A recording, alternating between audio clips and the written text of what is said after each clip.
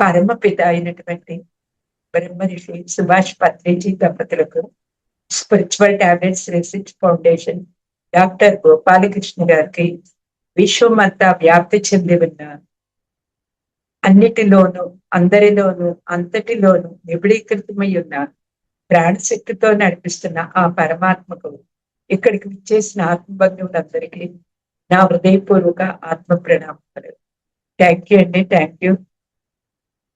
ఈ మహా Avatar foundation సంస్థ వారి అందరికీ కూడా నా హృదయపూర్వక ఆత్మ ప్రణామములు.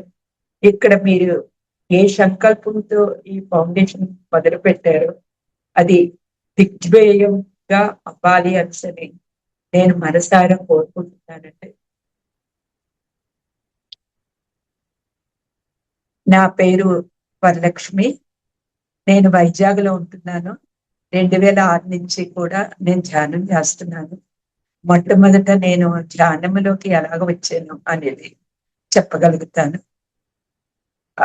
నేను ధ్యానంలోకి రాకమునుపు చాలా ఎక్కువగా పూజ చేసేదాన్ని. చాలా ఎక్కువ అంటే అది ఎవరికి వాళ్ళే ఎక్కువ, ఇది నేను చాలా ఎక్కువగా చేశానని చెప్పుకోగలుగుతున్నాను. ఎందుకు అంటే ఏదైనా నేను పూజ మొదలు పెడితే అది నాకు సాటిస్ఫాక్షన్ అవ్వాలి. సాటిస్ఫాక్షన్ ఎలా అవ్వాలి అంటే అది తెలిసినంత వరకు శాస్త్రోక్తంగా చెయ్యాలి అనేసి ప్రశాంతంగా కూర్చొని ఎటువంటి మళ్ళీ లేవకుండా చెయ్యాలి అనే పద్ధతిలోని ఏ పూజ అయినా నేను చేసేదాన్ని. అలాగే నేను పూజ మొదలు పెట్టేటప్పుడు భర్తకి పిల్లలకి ఏది తక్కువ రాకూడదు కదా, ఎవరికి ఏది ఇబ్బంది కలగకూడదు కదా, అందుకని నేను ఏ తెల్లవారుజామును 2 గంటలకు లేచి ఆ పూజ అనేది మొదలు పెట్టేదాన్ని. ఎగ్జాంపుల్ ఒక దసరా నవరాత్రులు అవ్వనియండి, శివదేవుని పూజ అవనియండి, రామదేవుని పూజ అవనియండి, సత్యనారాయణ వ్రతం అవనియండి, త్రినాథస్వామి పూజ అవనియండి, లేకపోతే ఏమైనా ఏకాదశి పౌర్ణమి పండుగలు అవనియండి, ఒక మాఘమాసం 4 రోజులు, కార్తీక మాసం 4 రోజులు, ఇలాగ ఏదైతే అది నేను ఆ టైం వస్తే అలాగ చేసేదాన్ని. అంత తెల్లవారుజామున 2 గంటలకు లేచి ఆ పూజలు అనేది కంప్లీట్ చేసేదాన్ని. అలాగా పౌర్ణమి నాడు సత్యనారాయణ గుడికి వెళ్ళి ఆ పైన ఉంటుంది కదా, ఆ చుట్టూ 5 ప్రదక్షిణాలు చేస్తే ఎంతో ఫలితం పొందుతాం అనేసి అప్పుడు చెప్పేవారు. అలాగే దాని చుట్టూ 5 ప్రదక్షిణాలు చేసేదాన్ని. అప్పుడు కూడా అలాగే 2 గంటలు లేసేదాన్ని. 2 గంటలు లేచి కంప్లీట్ చేసుకొని మళ్ళీ 6 అయ్యేసరికి తిరిగి వచ్చేసేదాన్ని ఇంట్లో అన్ని పనులు చూసుకొని. అలా చేస్తూ ఉంటే ఒకరోజు 2005 దసరా వచ్చింది. 2005 దసరా వస్తే ఇంతవరకు కూడా నాకు తెలిసిన మొదలు నేను పెళ్ళైన మొదలు ఈ విధంగా నేను పూజ చేశాను. 2005లోని దసరా వచ్చింది.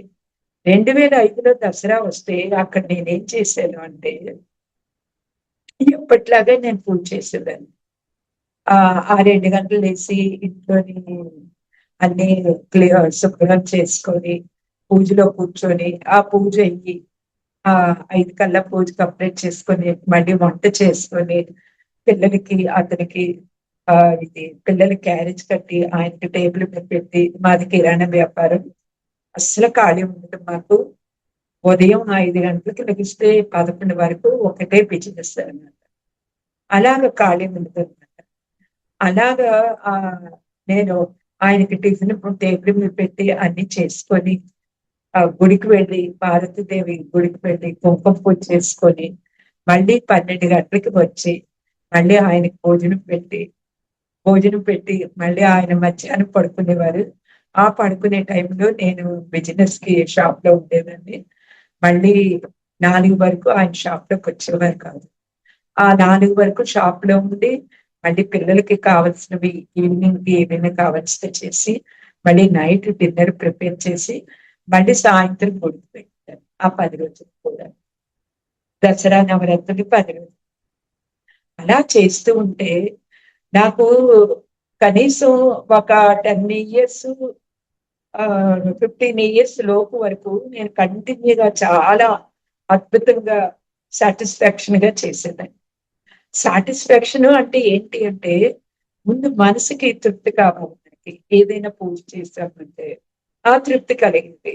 తర్వాత ఏంటి అంటే, మనం నైవేద్యం పెట్టేటప్పుడు ఏం చేసేవాళ్ళమి, ముందు సంకల్పం చెప్పుకునేటప్పుడు ఓం కేశవాయ స్వహ, నారాయణ స్వహ, మాధవ గోవింద, విష్ణు మధుసూదన త్రివిక్రమ వామన శ్రీధర ఋషికేశ పద్మనాభ దామోదర శ్రీకృష్ణ వాసుదేవ ప్రద్యున్మ అనురుద్ధ పురుషోత్తమ అధోక్షజ నారసింహ అచ్యుత జనార్దన ఉపేంద్ర హరే శ్రీకృష్ణ పరబ్రహ్మణే నమః ఉత్తిష్టంతు భూత పిశాచ ఏతే భూభారక ఏతేషాం అవిరోధన బ్రహ్మ కర్మ సమారతే ఓం భుః ఓం శువః ఓం మహా ఓం జనః ఓం తపః ఓం భర్గో దేవస్య ధీమహి ధియో యో న ప్రచోదయాత్ అనేసని అంటాం. అలాగ కళ్ళు మూసుకొని మనం ముక్కు పట్టుకొని సంకల్పం చెప్పుకునేవారు. సంకల్పం చెప్పుకొని మన గోత్రం పేరు మన పేరు చెప్పుకొని అలాగా పూజ మొదలు పెట్టేవాడిని. ఆ కళ్ళు మూసుకునేసరికి నాకు ఎక్కడ లేని ఇది ప్రశాంతత లభించేది. అక్కడ ఒక దైవిక శక్తి అనేది ఏర్పట్టేది. అలాగ నేను సంకల్పం చెప్పుకుంటేసరికి అలాగ అయిన తర్వాత నైవేద్యం పూజ అంతా అయిపోయాక నైవేద్యం పెట్టేవాడిని.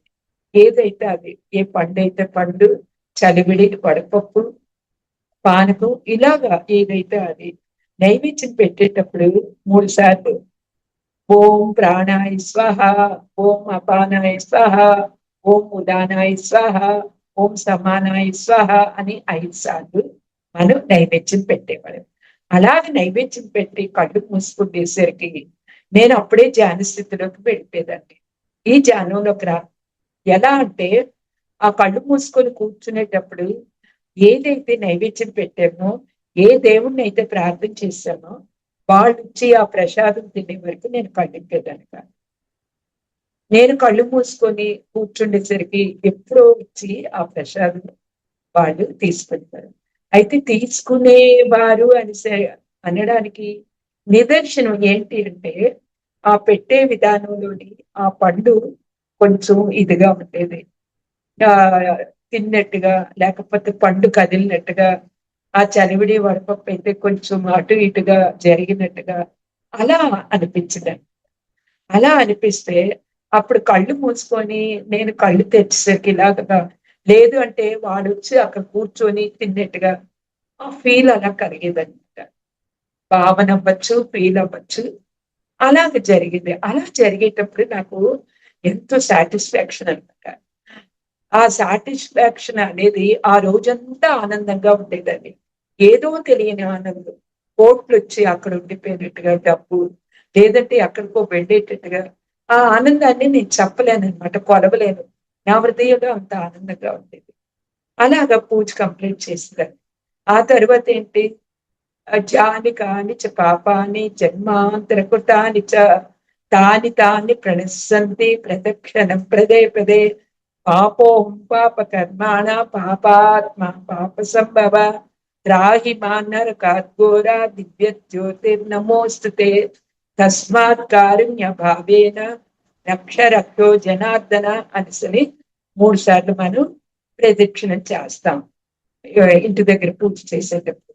అలాగ చేసేటప్పుడు యాని కానిచ పాపాని అంటే అక్కడే మనకి అర్థం తెలిసిపోతుంది. జాని అవ్వకపోతే మన కర్మలన్నీ విముక్తి అవ్వవు అనిసరి. జన్మాంతర కుటానిచ జన్మ ఆంతరం అంటే మన జన్మ ఉన్నందుకి మనం జాని కావాలి అనిసరి. జన్మాంతర కృతానిచ అంటే ఆఖరి జన్మ ఇది చేసుకోవడం. జానిక జన్మాంతర కృతానిచ తాని తాని ప్రణశ్యంతి. తాని తాని ప్రణశ్యంతి అంటే అంటే ఏంటి, మనకి మనమే పదే పదే పదే పదే ప్రణామం చేసుకోవడం. ప్రణామం చేసుకోవడం అంటే ఏంటి, మన లోపల వాడికి మనం ప్రణామం చేస్తున్నాం ఆ ప్రదక్షిణం చేసేటప్పుడు. తాని తాని ప్రణశ్యంతి అనేసని మనం 3 సార్లు ఇలా పెట్టుకొని తిరుగుతాం. అంటే అక్కడ మనకు మనమే తిరుగుతున్నాం అనమాట. మనకు మనమే ప్రణామం చేసుకుంటున్నాం. దాన్ని ప్రణిసతి, ప్రదక్షిణం పదే పదే, నీకు పదే పదే నేను ప్రదక్షిణం చేస్తున్నాను అనేసరి అక్కడ చెప్పుకుంటున్నాం. ప్రదక్షిణం పదే పదే, పాపోహం పాప కర్మాణం, నాలో ఉన్న కర్మలన్నీ విముక్తి చెయ్యు. పాపోహం పాప కర్మాణం, పాపాత్మ పాప సంభవ, నేను ఇది వరకు ఏ జన్మల్లో అయితే ఎటువంటి కర్మలు చేశానో, అనవసరమైన కర్మలు, ఇబ్బంది పెట్టే కర్మలు, ఇంకా అనేక రకాలుగా ఎదుటి వారిని ఏ విధంగా ఇబ్బంది పెట్టామో, ఎదుటి వారిని మాటలతో గాని, చేతులతో గాని, భావంతో గాని ఎటువంటి మనం ఇబ్బంది పెట్టామో దాని ప్రణశంతి ప్రదక్షిణం పదే పదే, అవన్నీ ఆ కర్మలన్నీ నాకు విముక్తి చెయ్యను ఆయన అని సరే మనం ప్రదక్షిణం చేస్తున్నాం. అలాగా నేను పూజ 2005 వరకు చేసేదాన్ని. చేసిన తర్వాత 2005లోని దసరా వచ్చింది. దసరా వస్తే ఎప్పట్లాగా నేను ఇది ఎర్లీ మార్నింగ్ కొంచెం వాటర్ తాగుతాను.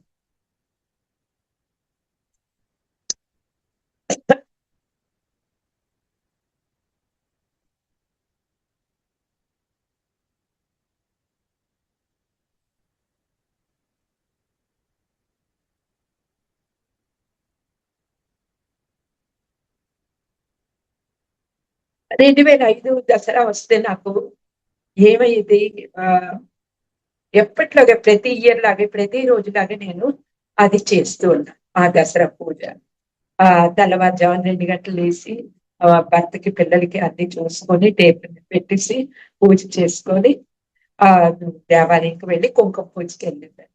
ఆ కుంకుమ పూజ అక్కడ చేసేటప్పుడు అక్కడ ఒక కలుషం పెడతారు కదా, ఆ కలుషం పెట్టించేస్తే ఆ తల్లి ఆ లలితాదేవి అక్కడికి వచ్చి సింహాసనం మీద కూర్చుండేటట్టుగా నాకు కనపడేది అనమాట. ఇలాంటివన్నీ ఏంటి అంటే ఎవరికి వాళ్ళు అనుభవాలు పొందడం తప్ప, అనుభూతి చెందడం తప్ప చెప్పడం వాళ్ళకి రుజువులు పెట్టలేమన్నమాట.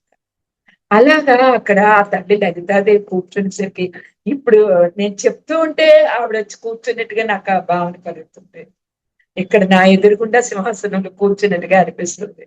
అంత ఎక్సలెంట్ గా అనిపిస్తుంది. ఆ ఆనందంతో కళ్ళ నీళ్ళు వస్తున్నాయి అనమాట. అప్పుడు 2005 నాటి ఎక్స్పీరియన్స్ ఇప్పటికీ కూడా నాకెంతో చాలా ఎంత అద్భుతమైతే అంత అద్భుతమైన ఎక్స్పీరియన్స్ అది.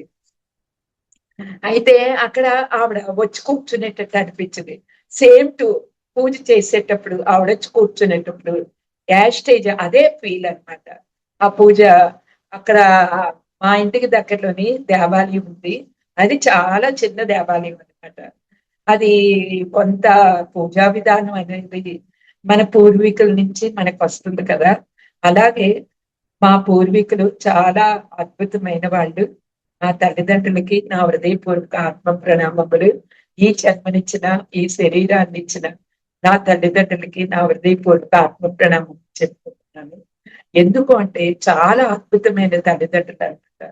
ఎంతో ఆత్మజ్ఞానాన్ని వాళ్ళు ఇచ్చారు. ప్రాపంచిక చదువు ఎంత అవనియండి, ఆధ్యాత్మికంగా మనం అర్థం చేసుకోవడం, నేర్చుకోవడం, తెలుసుకోవడం అనేది తల్లిదండ్రులు మనకి ఒక ప్లాట్ఫారాన్ని నేర్పిస్తారు అనమాట. ఆ ప్లాట్ఫారం మీద వెళ్ళడం చాలా మనకి అరుదనమాట. అది తరతరాలుగా వచ్చేస్తుంది అనమాట. ఒక్కొక్క తరం వాళ్ళు ఒక్కొక్కలాగా అక్కడ చెప్తారు అనమాట. ముత్తాతలు, తాతలు, తండ్రులు కూడా 7 తరాల వాళ్ళు అంటారు. 7 తరాల వాళ్ళని ఎందుకు అన్నారు? కార్తీక పురాణం మీరు వినే ఉంటారు. ఆ కార్తీక పురాణంలోని అతను ఒక కన్యని అమ్ముకుంటే ఎంత కర్మ వచ్చింది. మళ్ళీ ఆ శిబి చక్రవర్తి యమధర్మరాజు దగ్గర సెలవు తీసుకొని భూమి మీదకి వచ్చి రెండో అమ్మాయికి పెళ్లి చేయడం, మళ్ళీ అతను విముక్తి పొందడం, అవన్నీ కూడా 7 తరాల వారికి ఈ కర్మలు అనేవి పెడతాయి అనమాట. ఏ కర్మలు? మనం చేసేవన్నీ కూడాను 7 తరాల వారికి వర్తిస్తాయి. ఇటు అత్తవారికి, అటు కన్నవారికి 7 తరాల వారికి మనం చేసే ప్రతిఫలం అనేది పెడుతుంది అని ప్రతీక. అలాగా ఇక్కడ ఏంటి అంటే నా తండ్రి గారు, నా తాతగారు, నా ముత్తాత గారు అలాగా తరతరాలుగా నేర్పించిన జ్ఞానం అనేది, పూజా విధానం అనేది అత్తవారింటికి వచ్చాక ఈ 2005 వరకు నేను ఈ పూజ అనేది ఈ విధంగా చేశాను. వాళ్ళు కొంత నేర్పిందైతే కొంత నేను స్వతహాగా నేర్చుకొని చేసేదాన్ని. అయితే ఈ 2005లోని ఏం జరిగింది, ఇక్కడ పూజ చేశాను. చేసి 12 వచ్చేదాన్ని. 10 గంటలకు వెళ్ళి 12, 1 గంటలకు వెళ్ళేదాన్ని. అది చిన్న దేవాలయం, ఎవరికి అంత పూజా విధానం అక్కడ ఒక పద్ధతిలోని జరగడం చేయడం అనేది ఎవరికి తెలిసింది వాళ్ళకి. అప్పుడు నాకు తెలిసిందంతా అక్కడ చెప్పేదాన్ని. ఆ పంతులు గారికి కొంతవరకు మాత్రమే తెలుసుకుంటే, అది ఇలాగ నాకు తెలిసిన కాడికి నేను చెప్తూ ఉంటే ఆయన కూడా మార్చుకునేవారు. మార్చుకొని ఒక 4, 5 వస్తే వాళ్ళకు కూడా పూజే విధానం ఇలాగా ఇలాగా అనేసి చెప్తూ ఉంటే ప్రతి ఒక్కరు కూడా అది అలాగా ఆ పూజ అనేది అక్కడ నవరాత్రులు అనేది జరిపేవాళ్ళం. జరిపేటప్పుడు అలాగా ఒకళ్ళతో ముగ్గురు, ముగ్గురితో ఐదుగురు, ఐదుగురితో 25 మంది, 25 మందితో 50, 100 మంది ఆ గుళ్ళోని అలాగా డెవలప్ జరిగిందనమాట. 2005 నాటికి. నేను చేయడం 2099, 1995 ఎప్పుడో అంత ఐడియా లేదు. అలాగా జరిగింది అనమాట. ఆ పూజ అనేది అక్కడ ఆ దేవాలయంలోని అలాగా డెవలప్మెంట్ జరిగింది. అందరికి కూడా చాలా దసరా నవరాత్రులు 10 రోజులు ఎంతో ఎంజాయ్ చేస్తూ, ఎంతో మౌనంగా ఉంటూ, ఎంతో చిత్తశుద్ధితోటి ఆ పూజ అనేది చేసేవాడు. పద్యం ఉంది కదా, చిత్తశుద్ధి లేనిదే శివ పూజ లేదరా, ఆత్మశుద్ధి లేనిదే ఆచారం ఏదరా, బాట శుద్ధి లేనిదే భావం ఏదా అని వేమని చెప్పారు. అలాగా ఆ పద్యం ఉన్నదో లేదో అలాగ అందరూ కలిసి కూడా అక్కడ పూజ అనేది చేసేవాళ్ళం అనమాట. ఆ పూజ చేసేటప్పుడు సాక్షాత్తు ఆ అమ్మవారు అలాగ అక్కడ కొలువై ఉండేదనమాట, ఆ లలితాదేవి. అలాగ కొలువై ఉంటే ఆ పూజ అనేది కంప్లీట్ చేసేవారు. లాస్ట్ రోజు వచ్చింది. లాస్ట్ రోజు వస్తే అక్కడ ఏమైంది, మనం అక్కడ ఉద్వాసం చెప్తాం కదా 10వ రోజుని. ఆ ఉద్వాసం చెప్పేటప్పుడు దశమి నాడు ఉద్వాసం చెప్పారు. ఉద్వాసం చెప్తే అయిపోయింది. అయిపోతే ఈ 10 రోజులు కూడా నేను మౌనంగా ఉండడం, ఫుడ్ కూడా చాలా తక్కువ తీసుకోవడం, ఒక్క పూట మాత్రమే తినడం, ఇంత కొద్ది తీసుకోవడం, ఇలాగ చేసేదాన్ని. నేలపైనే పడుకోవడం, మంచం మీద పడుకోకుండా ఇలా చేసేదాన్ని ఆ నవరాత్రులు. చాలా అద్భుతంగా జరిగేదనమాట. ఎంత అద్భుతం అంటే నాకు ఈ ప్లాట్ఫారం నిర్మించింది ఆ దసరా నవరాత్రులు. అలాగా పూజ ఉద్వాసం చెప్పేశారు, అన్ని అయిపోతే ఈ 10 రోజులు కూడా ఇన్నేళ్ళు బట్టి నేను చేసింది ఎంతో ఆనందంగా ఉండేదాన్ని. ఈ 2005లోని నాకు ఒక సాటిస్ఫాక్షన్ లేదు, సంతృప్తి లేదు. చేయడం అంటే చేశాను, అమ్మవారు వచ్చిందంటే వచ్చింది, కూర్చుందంటే కూర్చుంది, కానీ నా హృదయానికైతే సాటిస్ఫాక్షన్ లేదు, అస్సలు సంతృప్తి లేదు. ఎందుకు ఇలా జరుగుతుంది, నేను పూజ పొరపాటు చేశానా, నేను కరెక్ట్ గా చేయలేదా అని అనేక రకాలుగా నా లోపల నేను రిమెంబర్ చేసుకునేదాన్ని. కానీ దానికి నాకు తెలియలేదు. తెలియకపోతే అయిపోయింది. అయిపోయిన తర్వాత కార్తీక మాసం వచ్చింది. కార్తీక మాసం 4 రోజులు సేమ్ యాస్టేజ్ ఉదయం సాయంత్రం అలాగే పూజ చేసేదాన్ని. గుళ్ళోని, ఇంట్లోని, పిల్లలకి అన్ని అలా చేసేదాన్ని. ఈ కార్తీక మాసం వస్తే ఆ విష్ణు సహస్రనామం, లలితా సహస్రనామం, భగవద్గీత, శ్రీ సూక్తం, రామరక్ష స్తోత్రం, ఆంజనేయ దండకం, ఇలాగా అనేక రకాలుగా రోజు 1 గంట ఉదయం సాయంత్రం చదవడం అన్ని చేసేదాన్ని. లైఫ్ పార్ట్నర్ అనేది చాలా అద్భుతమైన వ్యక్తి దొరకడం మనకి ఎంతో అద్భుతం. అయితే మనం అలాగ అక్కడ డిజైన్ చేసుకొస్తాం, ఇటువంటి భర్త కావాలి, ఇటువంటి పిల్లలు కావాలి అనిసరండి.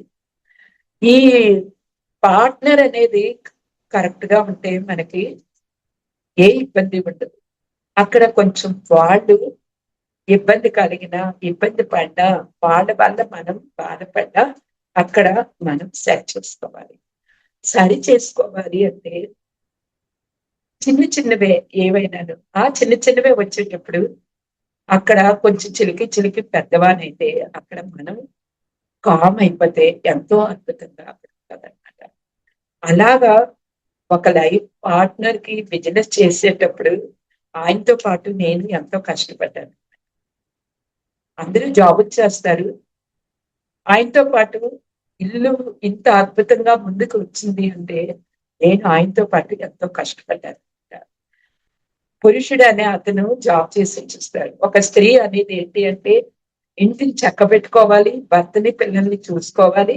దాంతో పాటు బిజినెస్ లోని మనం వాళ్ళకి సపోర్ట్ గా ఉండాలి అంటే అది ఎంత టైం పెట్టాలో, ఎంత సహనం ఓర్పు కావాలో, ఎంత వాళ్ళకి అనుకూలంగా తిరగాలో మనం ఇక్కడ అర్థం చేసుకోవాలన్నమాట.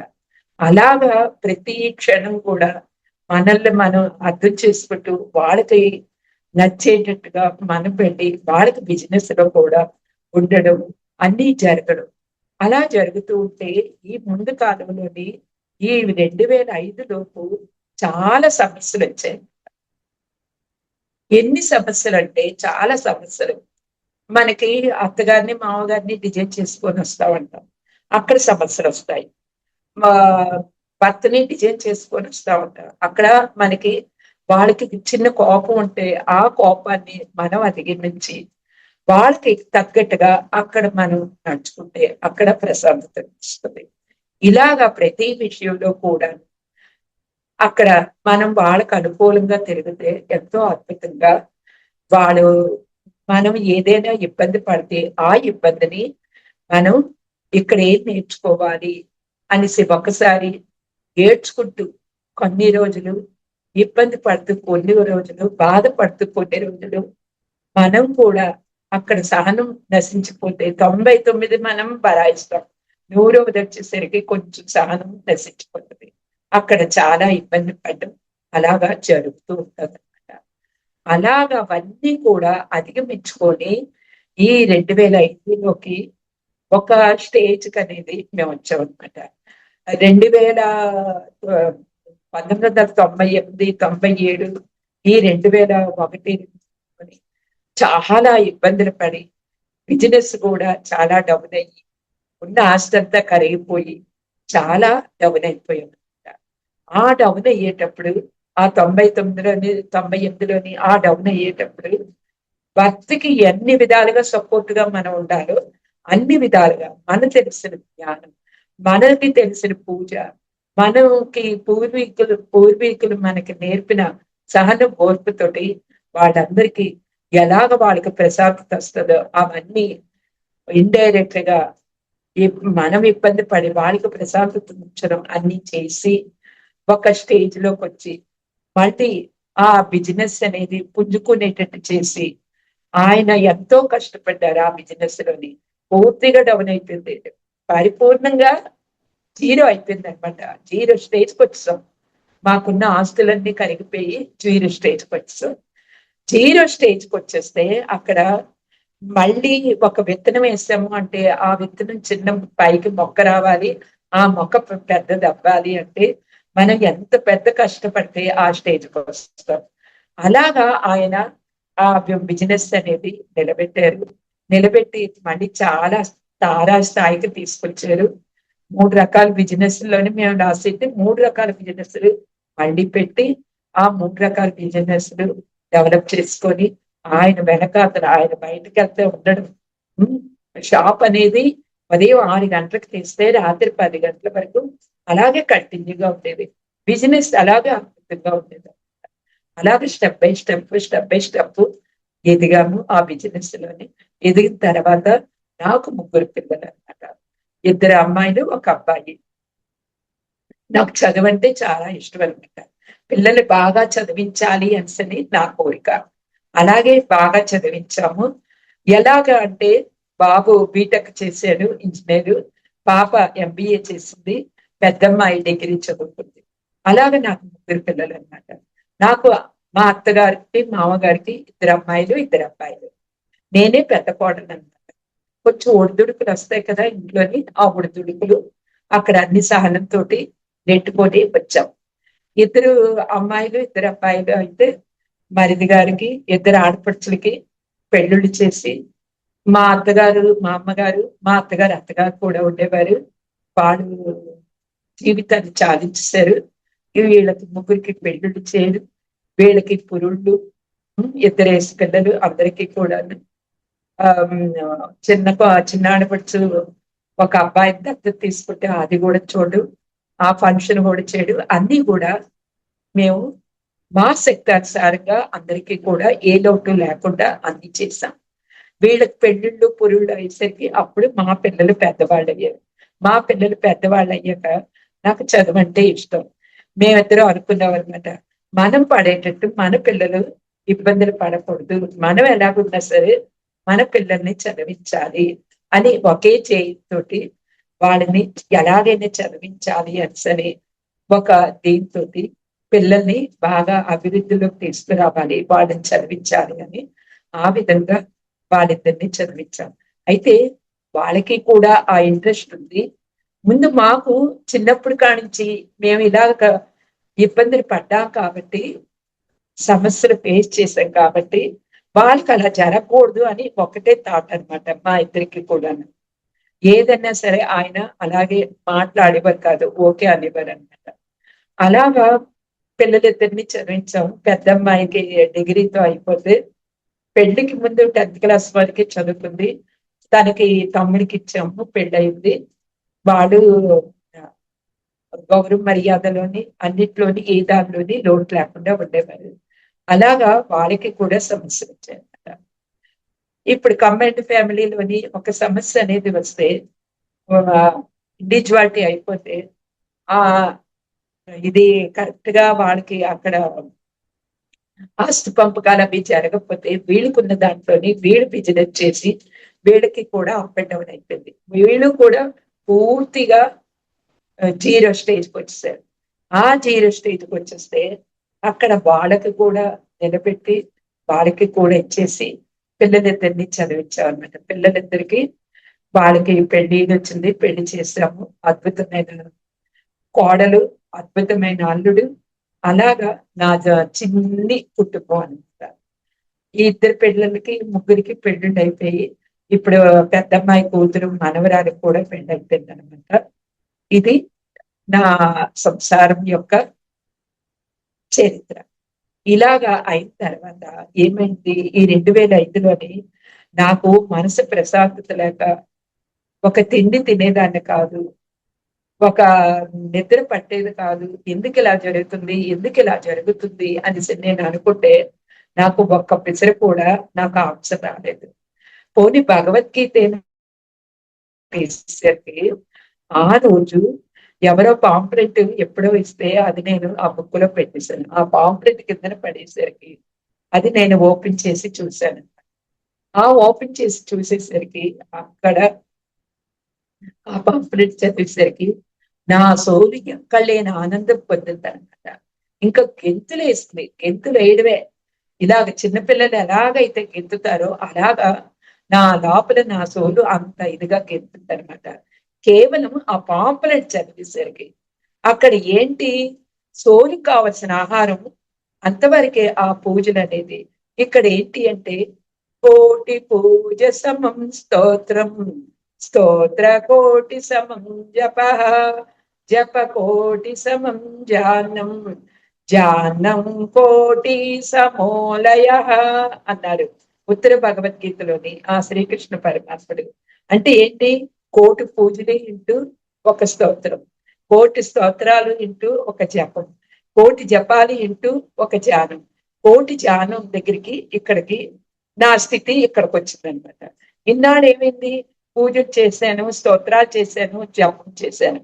జపం అంటే ఏంటి, ఓం నమో నారాయణ మహా 108 సార్లు, హరే రామ హరే కృష్ణ 108 సార్లు, గోవింద గోవింద అని 108 సార్లు. అలాగా మనకి ఇది అయిందనమాట. ఏమైంది, ఇది కూడా ఒక జపం లాంటిదే కదా. ఇలాగా స్తోత్రము, పూజ, స్తోత్రము, జపం ఈ మూడిట్లోకి నేను దాటాను. ఈ మూడు దాటేసాక ఆ సోలికి అనేది అది అయిపోయింది, ఆ స్టేజ్ అయిపోయింది. ఆ సోలికి కావాల్సిన స్టేజ్, ఆ సోలికి ఏంటి కావాలి, ధ్యానం అనే స్టేజ్ కావాలి. ఈ ధ్యానం అనే స్టేజ్ లోకి వచ్చాం కాబట్టి అయినాడు వరకు కూడా నా సోలు అంత ఇబ్బంది పడ్డది. అది నాకు తెలియలేదనమాట. ఎప్పుడైతే ఈ పాంప్లెట్ చదివానో అప్పుడు ఈ ధ్యానం అనే నిధిని అందుకున్నానమాట. ఏంటి ధ్యానం? సర్వరోగ నివారణి, ధ్యానం సర్వభోగ కారణి, ధ్యానం సత్య జ్ఞాన ప్రసాదిని అన్నారనమాట. అంటే ఏంటి, మనకి ధ్యానంలోకి వచ్చాక ప్రతి ఒక్కటి మనకి అందుతాయి. అలాగా పాంప్లెట్ చదివి నేను ధ్యానంలోకి వచ్చాను. ఒక్క పాంప్లెట్. అందుకే మనం ఎప్పుడు కూడాను ఎవరు కొత్త వాళ్ళు వచ్చినా ధ్యాన పరిచయం చేయడం, పాంప్లెట్ ఇవ్వడం చెయ్యాలి అనమాట. అందుకే నేను ఇప్పటికీ కూడాను బ్యాగ్ లోని పాంప్లెట్ పెట్టేసుకుంటాను.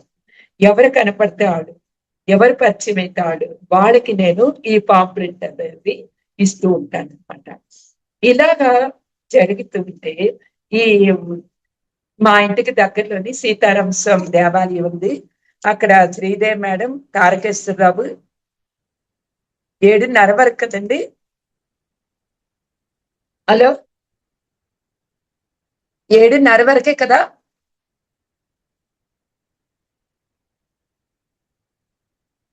7:30 వరకే కదండి ఎక్స్పీరియన్స్. మాట అర్థమవుతలేదా? అలాగా. హలో, ఉన్నారండి? హలో, మ్యూట్ లోకి వెళ్ళిపోయారండి మీరు. అన్మ్యూట్ చేసుకోండి. హలో. అలాగా నాకు అక్కడ ఆ పాంప్లెట్ దొరికింది. ఆ పాంప్లెట్ చదివి మా ఇంటికి దగ్గరలో ఉన్న దేవాలయంకి వెళ్ళాను.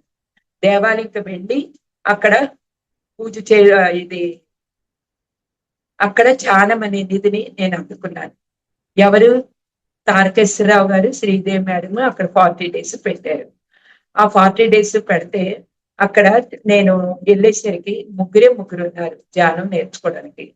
తారకేశ్వరరావు గారు అక్కడ కూర్చున్నారు. ఏమిటి ధ్యానం అంటే ఏంటి, ఎలా చెయ్యాలి ఏంటి అనేసి అడిగాను. అడిగితే అప్పుడు అన్నారు వాళ్ళు, మీరు ఇదే కొత్త, ఇప్పుడే వచ్చారా అనేసి అడిగారు. ఎప్పుడు 2006లోనే. అంటే అవునండి అనేసి నేను అన్నాను. అప్పుడు ధ్యానం చేసే విధానం నేర్పించారు.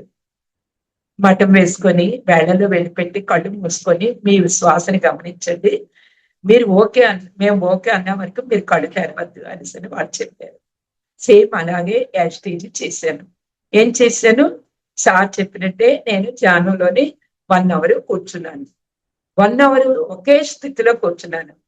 ఫస్ట్ సిట్టింగ్, ఫస్ట్ డేలోని కళ్ళు మూసుకొని 1 hour ఎటువంటిది లేకుండా నేను కూర్చున్నాను. అనుభవాలు ఏమీ రాలేదు కానీ ధ్యాన స్థితి అనేది కలిగిందనమాట. ఎరుకుతోటే ఉన్నాను. నేను కూర్చుండేసరికి ముగ్గురం కూర్చున్నాము. నేను కళ్ళు ఓపెన్ చేసేసరికి 30 మంది ఉన్నారనమాట అక్కడ. ఎలాగా అంటే పక్కన కూర్చున్నా సరే నాకేమీ తెలియలేదు.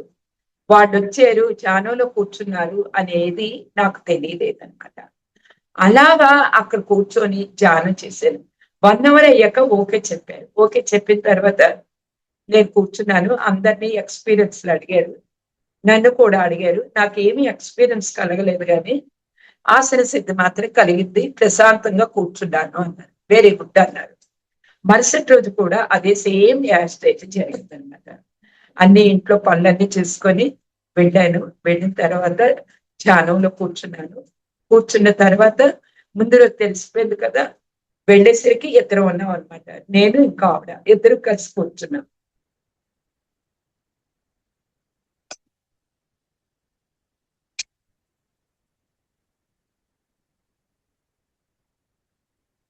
ఇద్దరం కలిసి కూర్చున్నాక నేను ఆ ధ్యానంలో కూర్చోవడంలోనే సూక్ష్మ శరీర యానం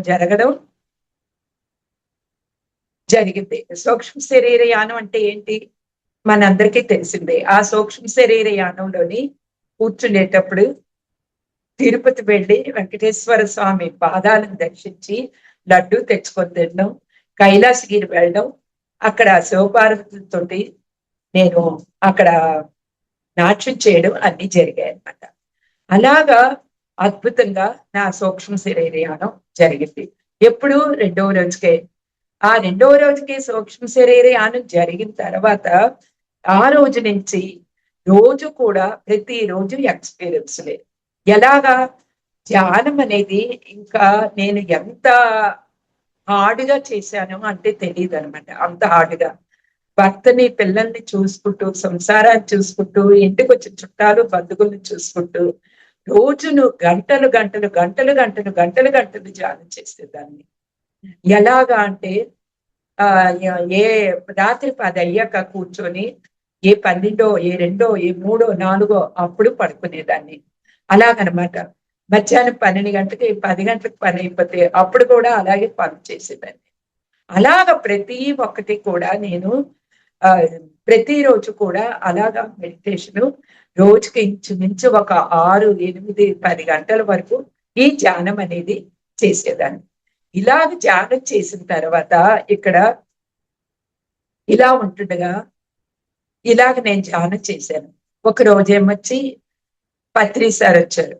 పత్రి సార్ వస్తే స్టీల్ ప్లాంట్ వెళ్ళాను. స్టీల్ ప్లాంట్ వెళ్తే అక్కడ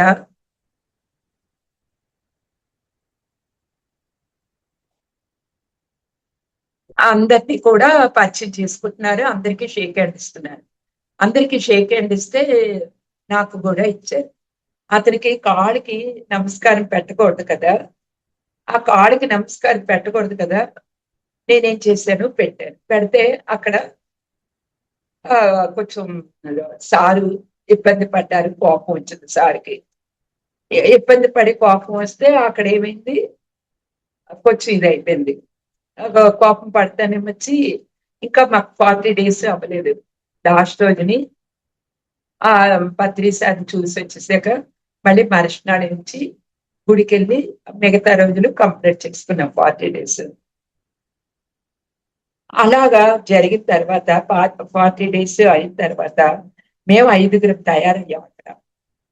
ఎక్కువ మందే తయారయ్యాము. మా గ్రూపు 5గురు అనమాట. 5గురు ఏంటి అంటే ఇక్కడ 5గురు చాలా శ్రద్ధగా ఎంతో అద్భుతంగా ధ్యానం చేస్తూ ఉండగా ఈ 5గురిలోని ఒక ఆవిడుంది. ఆవిడిచ్చి ఇంట్లోని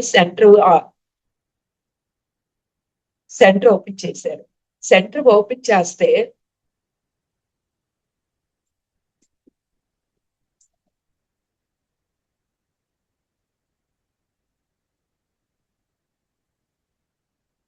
సెంటర్ ఓపెన్ చేశారు.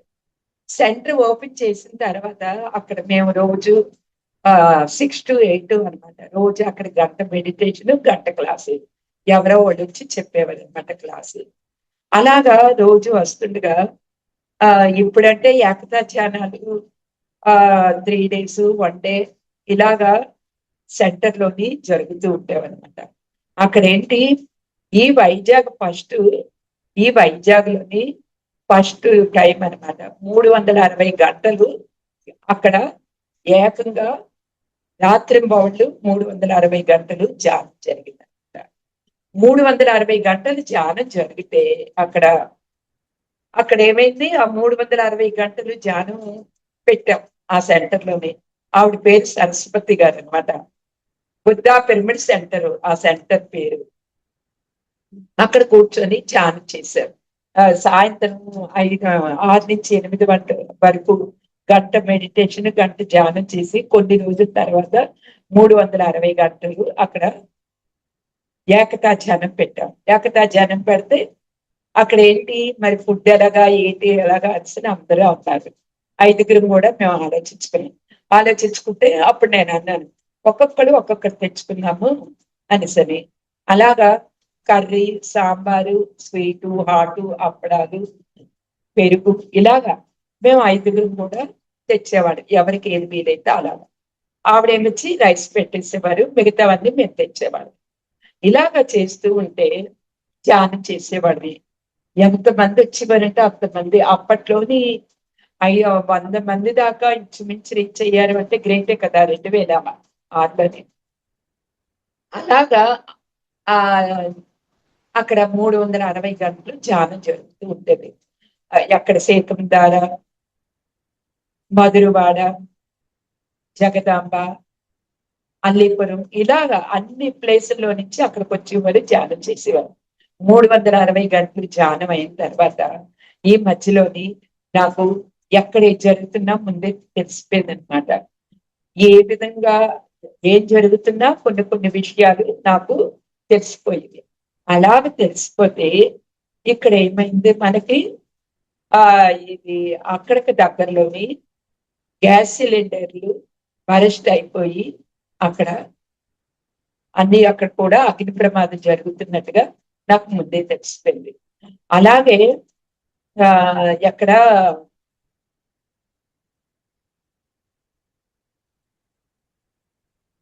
ఒక ఊర్లోని వాటర్ వచ్చి అది సముద్రం పొంగిపోతుంది అనేసరి వచ్చింది. అది కూడా సేమ్ అలాగే జరిగింది అనమాట. ఆ రెండు టీవీలోని చూపించారు. అలాగా ఎక్కడేం జరుగుతున్నా నాకు ముందే తెలిసిపోయింది అనమాట. ఇలాగా ఈ ధ్యానం అనేది అంత అద్భుతంగా జరిగిందనమాట. ఏం జరిగినా ఎలా జరిగినా నాకు ముందే తెలిసిపోయేది. ఇలాగా అయిన తర్వాత ఇక్కడ ఏమైంది, ఒకరోజు నేను ఇంట్లోని పూజ ఇంకా మానలేదనమాట. అప్పటికి లక్ష్మీదేవి పూజ 108 రోజులు చెయ్యాలి, 65 రోజులు చేశాను. 65 రోజులు చేస్తే పత్రి సార్ వచ్చి నన్ను అడిగారు, ఇంకా పూజలు వదలవా అని అడిగారు. ఏ పని కూడా మధ్యలో వదలకూడదు కదా, అందుకని నేను 108 రోజులు కదా, ఇప్పుడు 65 రోజులు అయింది, ఈ 108 రోజులు అయిన తర్వాత పూజలు ఆపేస్తాను అన్నాను. సరే అని చెప్పేసి అతను ఒక 6 నెలలు బేబీ లాగా అయిపోయి నా ఒళ్ళో పడుకొని చాలాసేపు నా ఒళ్ళో అలాగే పడుకునిపోయారనమాట.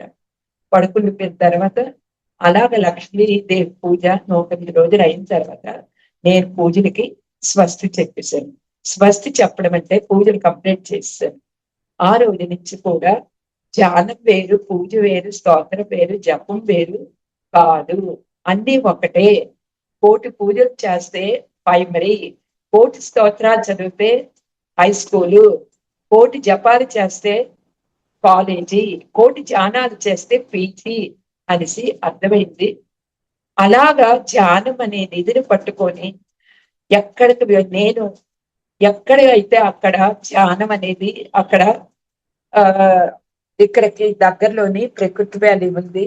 ఈ ప్రకృతి వ్యాలీకి వెళ్ళాను. ఏంటి, ఆశ్రమ ధర్మ పాటించాలి. మనం 50 ఏళ్ళు దాటిన తర్వాత ఆశ్రమ ధర్మ పాటించాలి కదా, అలాగా ఆశ్రమ ధర్మ పాటించాను.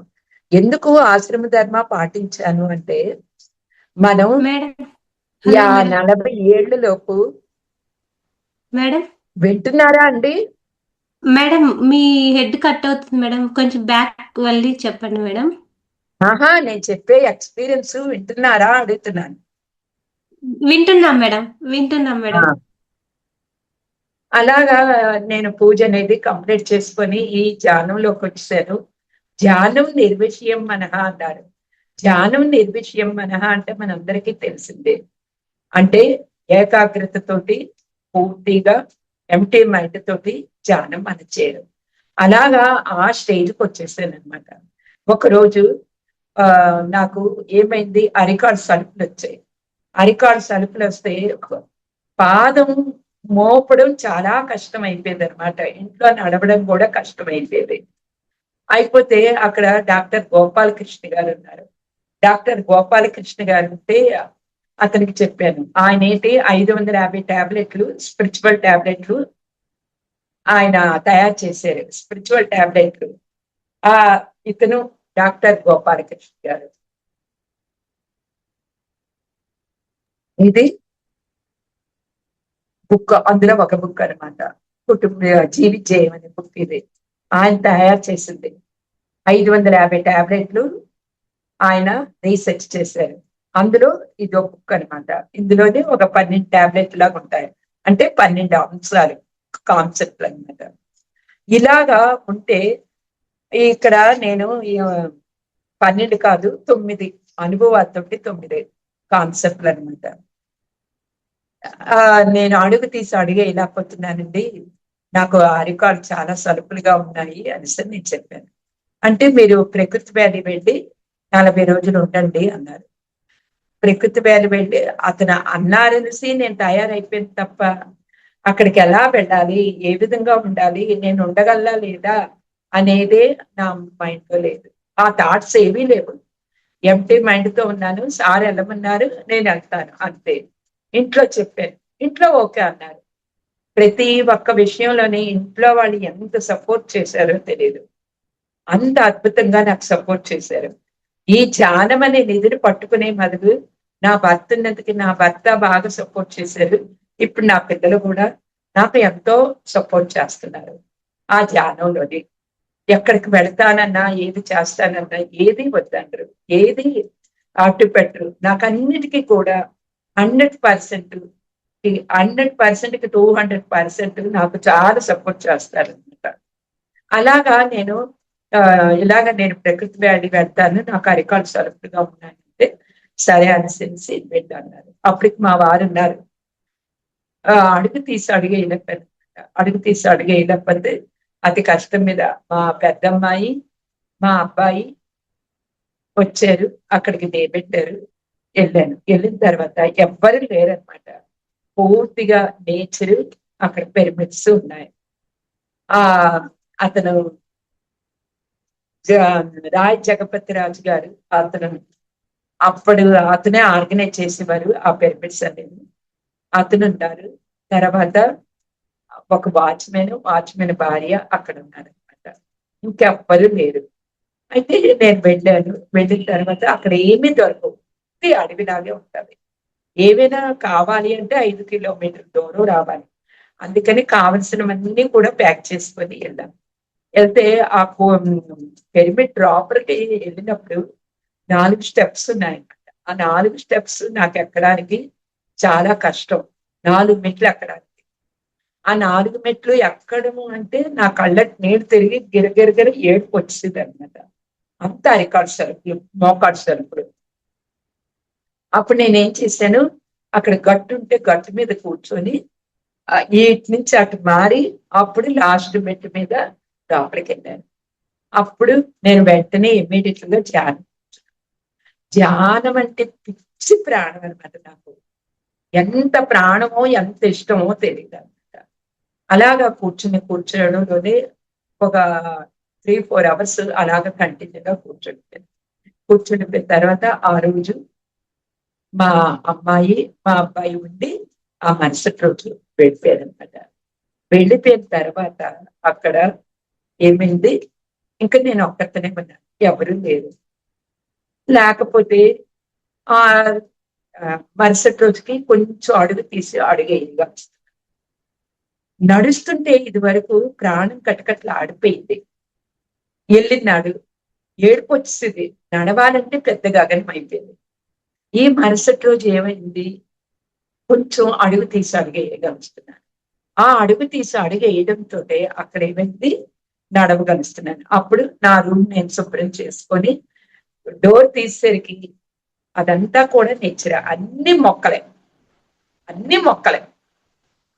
ఆ మొక్కలతోటి ఇది డోర్ తీసేసరికి మొక్కలన్నీ పరిచయం అయ్యేవన్నమాట. ఇప్పుడంటే నేచర్ తో కనెక్టెడ్ అవ్వాలి, నేచర్ తో మాట్లాడాలి, మొక్కలతో ఉండాలి అసలు. అప్పుడేంటి, చాలా సబ్జెక్ట్ తక్కువ, తీసుకోవడం ఎక్కువ, స్పీకర్స్ తక్కువ, ఎక్కడైనా సరే ఇచ్చే సబ్జెక్ట్ ఎక్కువ. అది చాలా ఎనర్జెటిక్ గా ఉండేది అనమాట. అలాగా ఆ నేచర్ తో మాట్లాడి పులకించిపోయేదాన్ని. నాలో నేనే ఎంతో ఆనందం పడుతుందాన్ని అనమాట. ఒక వ్యక్తి కార్యకారణ సంబంధం లేకుండా ఎక్కడికి వెళ్ళరు. మన హెల్త్ ఇష్యూ వచ్చింది అంటే కార్యకారణ సంబంధం ఉంటుంది. మనకి హెల్త్ ఇష్యూ వచ్చింది అంటే హెల్త్ ఇష్యూ రావడం కాదు, ఒక సమస్యని అక్కడ మనం అధిగమిస్తాం అనమాట. ఒక ఇది నేర్చుకుంటాం, ఒక గుణాన్ని నేర్చుకుంటాం, ఒక సమస్యని అధిగమిస్తాం.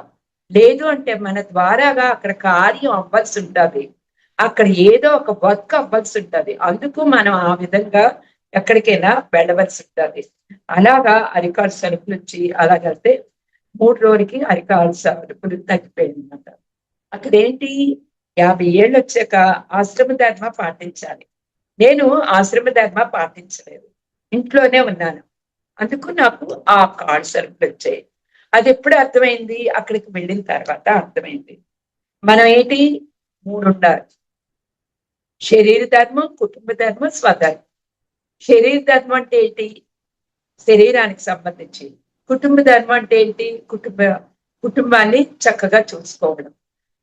స్వధర్మం అంటే ఏంటి, భగవద్గీతలో ఏం చెప్పారు, స్వధర్మో నిధనం శ్రేయ పరధర్మో భయావహ అదకేనో ప్రయోక్తోయం పాపం చరతి పౌరుష అన్నారు. అంటే స్వధర్మానికి మించింది లేదు. నా స్వధర్మాన్ని అక్కడ పాటించలేదు, నేను ఆశ్రమ ధర్మానికి వెళ్ళలేదు, పంచవలసిన నాలెడ్జిని అక్కడ పంచలేదు. అందుకు నాకు అరికాలు సరుకులు, మోకాళ్ళు నొప్పులు వచ్చాయి.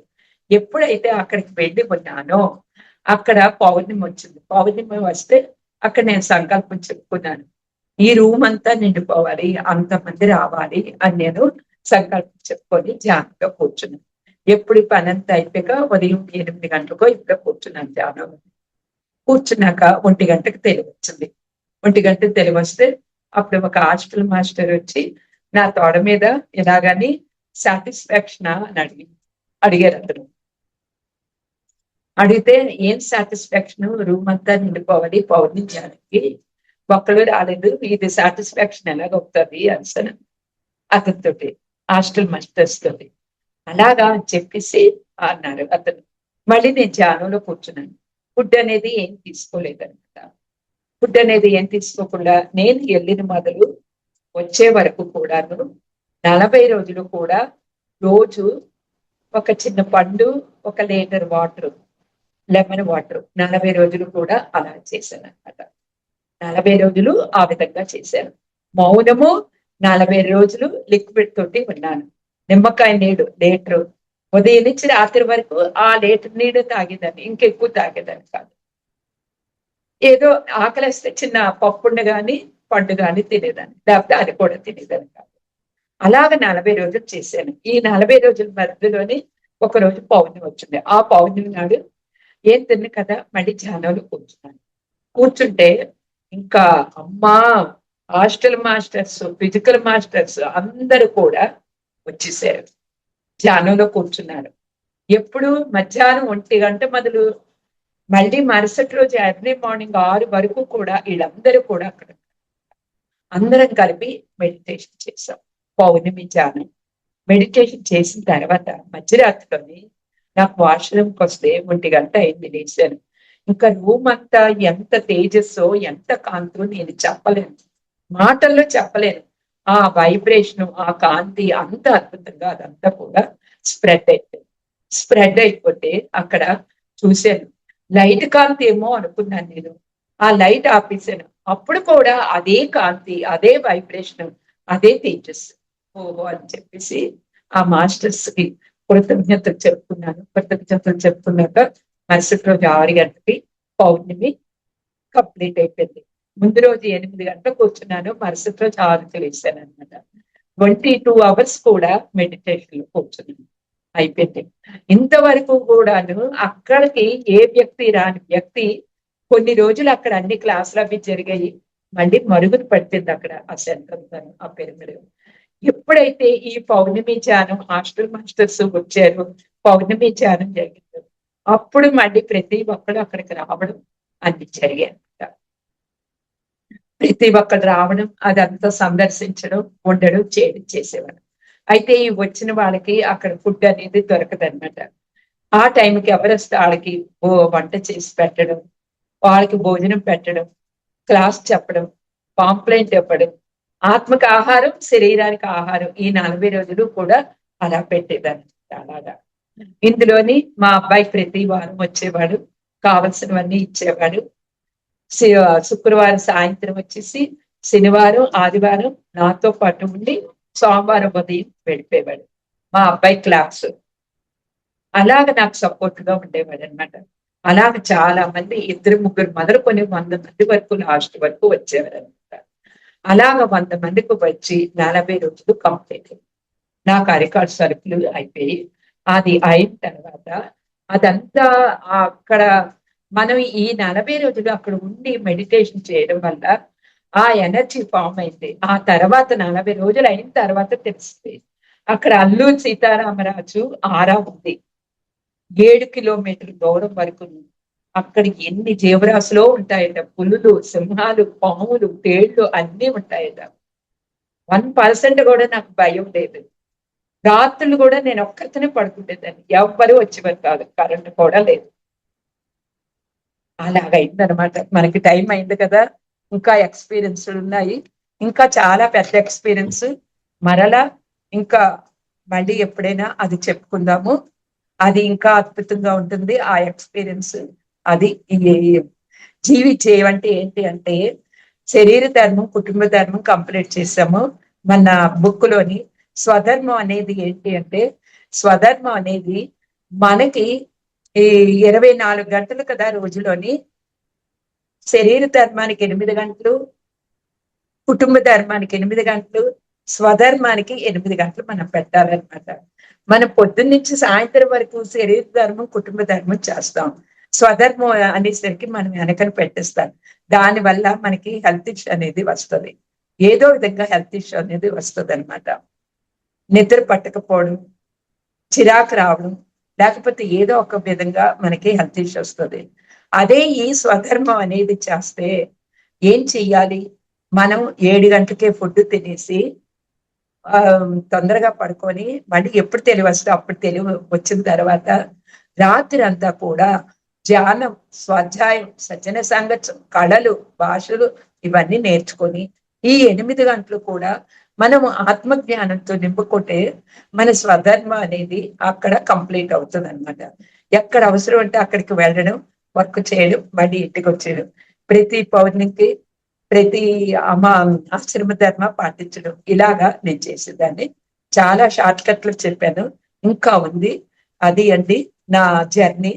ఇంకా ఇంకా అద్భుతమైన ఎక్స్పీరియన్స్లు ఉన్నాయి. మళ్ళీ అవకాశం వస్తే ఎప్పుడైనా చెప్తాను. Thank you.